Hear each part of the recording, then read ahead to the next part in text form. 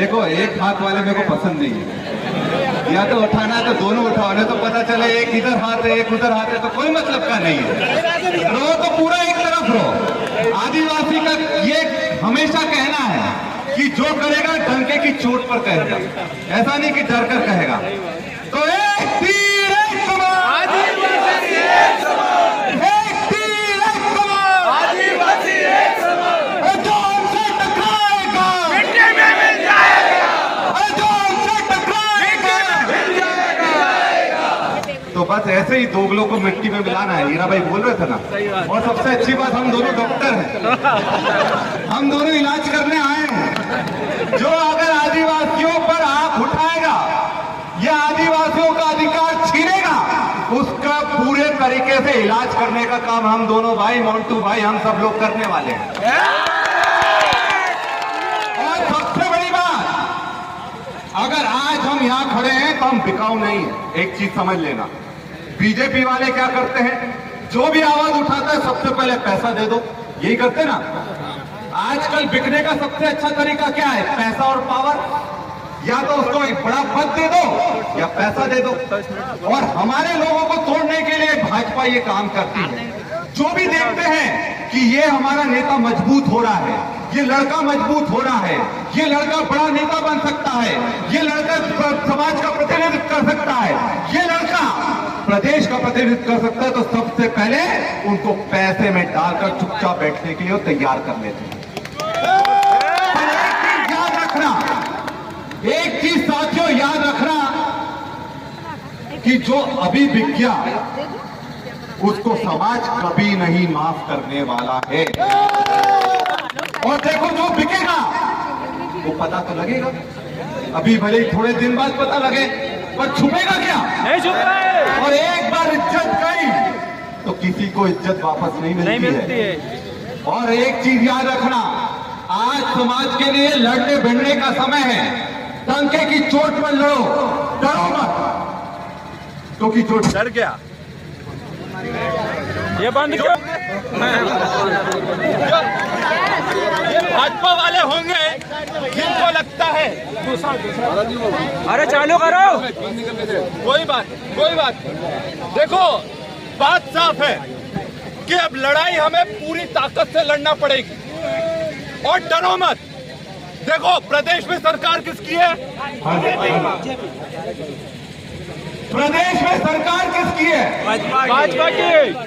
दिल्ली में सरकार किसकी है? भाजपा की। जब दोनों जगह सरकारें भाजपा की है, यहाँ पर विधायक किसका है? भाजपा का। तो अब सब कुछ उनका है, और फिर भी अगर हमारे लोगों पर अत्याचार हो रहे हैं तो उनके खिलाफ आवाज बुलंद करोगे कि नहीं करोगे? और देखो, जो ये कहता है कि राजनीति मत करो, ये कहते हैं भाजपा के खिलाफ बोलो मत, ये उनका मतलब होता है। भैया, राजनीति में आए तो है लड़ाई लड़ने के लिए, और अगर अपने आदिवासियों के लिए लड़ाई लड़े तो छोड़ दो राजनीति। सही बात है। राजनीति में क्यों है? अगर आज हम लोग अपने लोगों के लिए खड़े नहीं हो तो विधायक रहने का हमको अधिकार है क्या? नहीं। अगर आज हम अपने आदिवासियों के लिए नहीं खड़े तो सांसद रहने का लोगों का अधिकार है क्या? और अगर आदिवासियों के लिए लोग खड़े नहीं रहे तो मुख्यमंत्री रहने का किसी को अधिकार है क्या? नहीं है।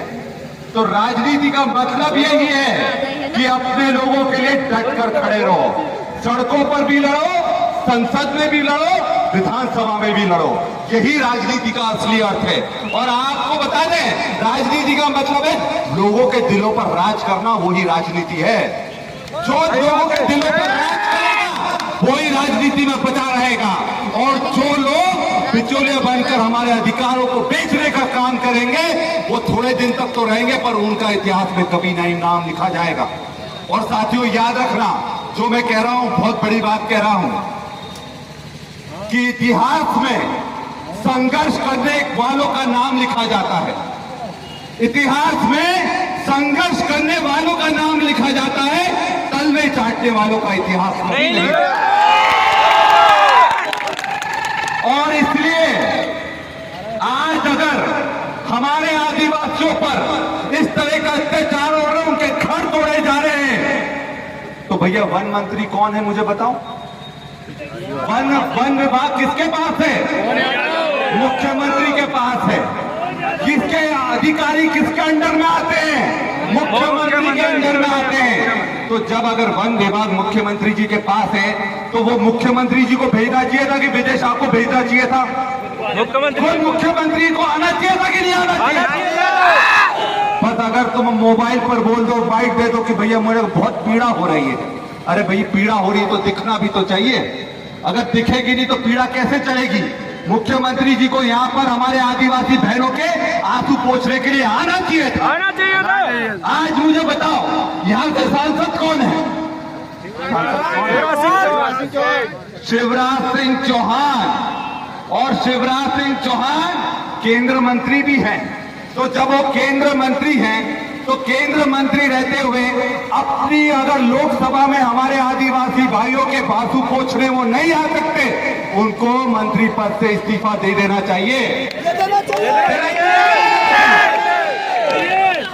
मंत्री पद से इस्तीफा देना चाहिए उनको, क्योंकि उनका अधिकार नहीं है कि अगर हमारे आदिवासियों का घर उजड़ रहा है और वो दिल्ली में बैठे हुए हैं, ऐसा नहीं चलने वाला है। और आप मुझे बताओ कि अगर बीजेपी की सरकार में ये नियम बनता है, इसको अभ्यारण्य घोषित किया जाता है, तो अभ्यारण्य घोषित होता है, हमारी ये मांग होना चाहिए कि अभ्यारण्य को डीनोटिफाई वापस से करना चाहिए, ताकि यहाँ पर हमारे आदिवासियों का अधिकार वापस स्थापित हो सके। और इसके लिए जब भी शिवराज सिंह चौहान आए तो उनको बोलना, आंसू मत बहाओ, दिल्ली में आपकी सरकार है, मध्य प्रदेश में आपकी सरकार है, यहाँ पर जो अभ्यारण्य घोषित हुआ है उसको बर्खास्त करने का काम करो, उसको डीनोटिफाई करने का काम करो, ताकि हमारे आदिवासियों को उसका अधिकार मिल सके। और मध्य प्रदेश में क्या चल रहा है? मध्य प्रदेश में कानून राज पूरी तरह से खत्म हो गया है। कानून राज खत्म हो गया है, अधिकारियों का आतंक चालू है। तभी वनवाल जैसे, तभी असीम श्रीवास्तव जैसे लोग हमारे अधिकारों को लात मारने का काम कर रहे हैं। और मैं तो ये बोलता हूं, तुम कुछ बनो ना बनो, इंसान तो बन जाओ। बारिश हो रही है, बारिश में कौन निकालता है किसी को? किसी का अधिकार है क्या? हमारे आदिवासी, ये नियम है कि आदिवासी हो या कोई भी हो, उसके घर बारिश में नहीं तोड़ सकते हैं। तो अगर हमारे लोगों के घर तोड़े गए हैं तो इसका मतलब साफ है, ये लोग हमसे घृणा करते हैं। आप मुझे बताओ, सीधी में पेशाब कांड हुआ, उसमें पेशाब करने वाला कौन था? बीजेपी का आदमी, भाजपा के मंत्री का विधायक प्रतिनिधि था, परवेश था कि नहीं था? नेवावर में हमारी बहनों को, 4 बहनों को जिंदा गाड़ दिया गया, उसमें किसका नाम आया? यही आशीष शर्मा के व्यक्ति का नाम आया था कि नहीं आया? इसके अलावा नीमच में कन्हैयालाल भील को गाड़ी से रगड़ कर मार डाला गया। किसने मारा? बीजेपी के सरपंच मनोज ने मारा। खुद मुख्यमंत्री के यहाँ पर सिरोंज में जब विश्व आदिवासी दिवस था, तब हमारे भाइयों को वन अधिकारियों ने गोली से मार डाला था। किसने मारा था? उनकी सरकार के लोग ने मारा था। तो आप समझने की कोशिश करो, भाजपा कभी नहीं चाहेगी कि आदिवासी एक हो। हम सबको एक होना पड़ेगा। और याद रखो, भाजपा ने हमारे बीच में भी स्लीपर सेल छोड़ रखे हैं कि अब वो हमारे मंच पर आकर बात बीजेपी की कर जाए। तो हमें वो देखना पड़ेगा कि वो बात किसकी कर रहे हैं, कि बीजेपी की बात कर रहे हैं, किसी और की बात कर रहे हैं, ये भी हमें समझना पड़ेगा। क्योंकि उन लोग, जो लोग हमारे लिए खड़े नहीं हो सकते, उनको दूर करने का काम धीरे धीरे हम सबको करना पड़ेगा। और तब जाकर हमारी ताकत बढ़ेगी, हमारी एकता बढ़ेगी, और तभी हम इनसे लोहा ले सकते हैं। न तो ये बीच में पाकर हमें दीमक की तरह खाने का काम करेंगे। पर हम आपको विश्वास दिलाने आए, हम तीनों भाई पूरी ताकत से, अब जब विधानसभा शुरू होगी, दमदारी से इस मुद्दे से पूरे विधानसभा को हिलाने का काम हम लोग करेंगे। और ये शुरुआत है, संघर्ष की शुरुआत है, क्योंकि लड़ाई लंबी है। पर लड़ाई लंबी है, पर हम लोग लड़ने के लिए तैयार है। और जो भी हमको बलिदान देना पड़ेगा हम लोग देंगे। और एक और बात आखिरी में मैं कहना चाहूंगा, और ये बहुत गहरी बात कह रहा हूं साथियों। क्या गहरी बात कह रहा हूं? देखो, दूसरे दूसरे समाज हमारे समाज से आगे क्यों निकल रहे हैं?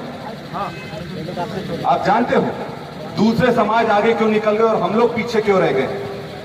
क्योंकि क्या होता है, जब हमारे समाज का बेटा कोई आगे जाता है तो हमारे लोग उसको नीचे खींचने का काम करते हैं। हकीकत बात बता रहा हूं। कोई पढ़ लिख कर बड़ा अधिकारी बन गया, अरे यार ये बहुत आगे निकल गया, इसको नीचे खींच दो। कोई अगर जीत कर विधायक बन गया, अरे यार ये विधायक बन गया, इसको नीचे खींच दो। अरे ये बहुत बड़ा व्यापारी बन गया है, अरे यार ये इसका बिजनेस चल रहा है, इसको नीचे खींच दो। हमें ये केकड़े की जो मानसिकता है इसको खत्म करना पड़ेगा साथियों। और अगर अपना भाई कोई बड़ा व्यक्ति बन रहा हो तो पूरी ताकत से उसका साथ तो मैं ही आपसे अपील करते हैं, क्योंकि अगर वो आगे बढ़ेगा तो अपने समाज के लोगों को ऊपर खींच कर लाएगा, अपने समाज के लिए लड़ाई लड़ेगा, अपने समाज की बात रखेगा, अपने समाज की बात विधानसभा में रखेगा, अपने समाज की बात संसद में रखेगा, अपनी समाज की बात सड़कों पर रखेगा।